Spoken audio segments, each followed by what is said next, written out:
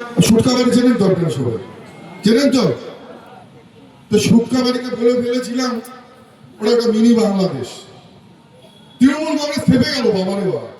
আমি তো ভয় পেয়ে গেলাম, তৃণমূল কংগ্রেস খেপে গেল, থানায় থানায় আমার নামে মামলা করলো।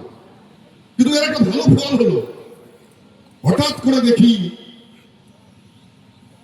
যে এই সুটকাবাড়িতেও ভারতের জাতীয় পতাকা নিয়ে টুপি দাঁড়িয়ে নিয়ে মিছিল করছে। দেখে ভালো লাগলো। যাই হোক, একটা কাজ তো হয়েছে, এদের হাতে ভারতীয় জাতীয় পতাকাটা ধরাতে পেরেছে।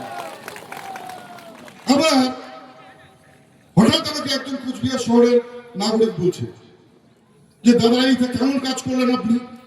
আমি কি কাজ করেছি দাদা, কোনো ভুল হয়েছে? সুটকাবাড়িকে মিনি বাংলাদেশ বলেছে। বলে অবশ্যই ভুল হয়েছে।